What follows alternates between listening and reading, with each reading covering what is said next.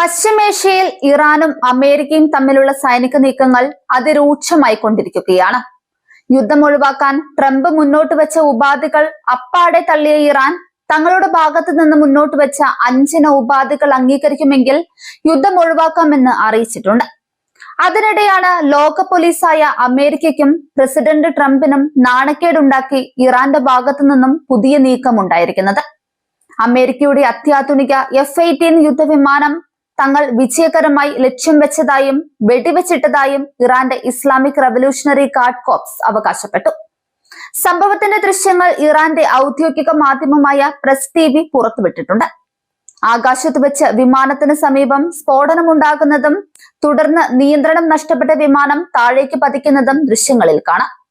വിമാനം തകരുന്നതിന് തൊട്ടു മുൻപ് പൈലറ്റ് പാരച്യൂട്ട് വഴി പുറത്തേക്ക് ചാടിയതായും റിപ്പോർട്ടുകളുണ്ട്.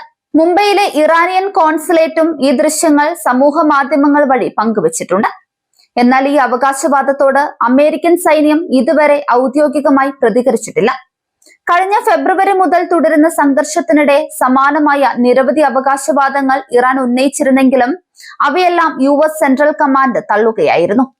മാർച്ച് 5-ന് അമേരിക്കയുടെ F-15 വിമാനം തകർത്തുവെന്നും മാർച്ച് 19-ന് F-35 സ്റ്റെൽത്ത് വിമാനം ആക്രമിച്ചുവെന്നും ഇറാൻ അവകാശപ്പെട്ടു. എന്നാൽ തങ്ങളുടെ വിമാനങ്ങളൊന്നും ഇറാൻ വെടിവെച്ചിട്ടില്ലെന്നും ചില വിമാനങ്ങൾ സാങ്കേതിക തകരാർ മൂലം അടിയന്തരമായി ഇറക്കുകയായിരുന്നു എന്നുമാണ് അമേരിക്കയുടെ നിലപാട്.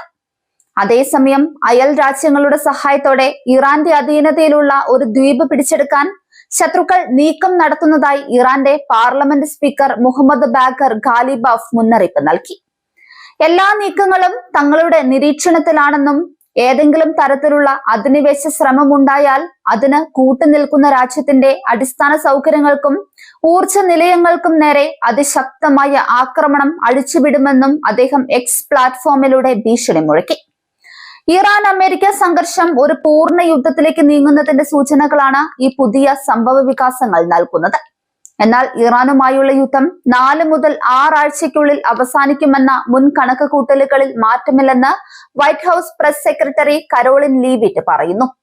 മെയ് പകുതിയോടെ നിശ്ചയിച്ചിട്ടുള്ള പ്രസിഡന്റ് ഡൊണാൾഡ് ട്രംപിന്റെ ചൈനീസ് സന്ദർശനത്തിന് മുൻപ് സംഘർഷം അവസാനിക്കുമോ എന്ന മാധ്യമപ്രവർത്തകരുടെ ചോദ്യത്തിന് മറുപടി നൽകുകയായിരുന്നു അവർ. യുദ്ധം കാരണം മാറ്റിവെച്ച ട്രംപിന്റെ ചൈന സന്ദർശനം മെയ് 14-15 തീയതികളിൽ നടക്കുമെന്ന് വൈറ്റ് ഹൌസ് ഔദ്യോഗികമായി അറിയിച്ചു. യുദ്ധം എത്രയും വേഗം അവസാനിപ്പിക്കാനാണ് പ്രസിഡന്റ് ആഗ്രഹിക്കുന്നതെന്നും കൃത്യമായ ഒരു തീയതി പ്രഖ്യാപിക്കാൻ ഭരണകൂടം തയ്യാറായിട്ടില്ല. അതേസമയം ഇറാനിലേക്ക് കൂടുതൽ സൈന്യത്തെ അയക്കുന്നതിന് അമേരിക്കൻ കോൺഗ്രസിന്റെ ഔദ്യോഗിക അനുമതി തേടില്ലെന്ന് ലിവിറ്റ് പറയുന്നുണ്ട്. നിലവിൽ ഇറാനിൽ വൻതോതിലുള്ള സൈനിക നീക്കങ്ങൾ നടന്നുകൊണ്ടിരിക്കുന്ന സാഹചര്യത്തിൽ പ്രത്യേക അനുമതിയുടെ ആവശ്യമില്ലെന്നാണ് വൈറ്റ് ഹൌസിന്റെ നിലപാട്. വരും ദിവസങ്ങളിൽ മിഡിൽ ഈസ്റ്റിലേക്ക് വിന്യസിക്കാനായി തയ്യാറെടുക്കുന്ന 82ാം എയർബോൺ ഡിവിഷനിലെ 1000-ഓളം സൈനികരുടെ കാര്യത്തിൽ എല്ലാ ഓപ്ഷനുകളും പ്രസിഡന്റ് തുറന്നിട്ടിരിക്കുകയാണെന്നും അവർ കൂട്ടിച്ചേർത്തു. ഭരണകൂടം നിയമങ്ങൾ പാലിച്ചു മാത്രമേ മുന്നോട്ടു പോകൂ എന്ന് വ്യക്തമാക്കിയെങ്കിലും കരസേനയെ ഇറക്കുന്ന കാര്യത്തിൽ കൃത്യമായ മറുപടി നൽകാൻ പ്രസ് സെക്രട്ടറി വിസമ്മതിച്ചു.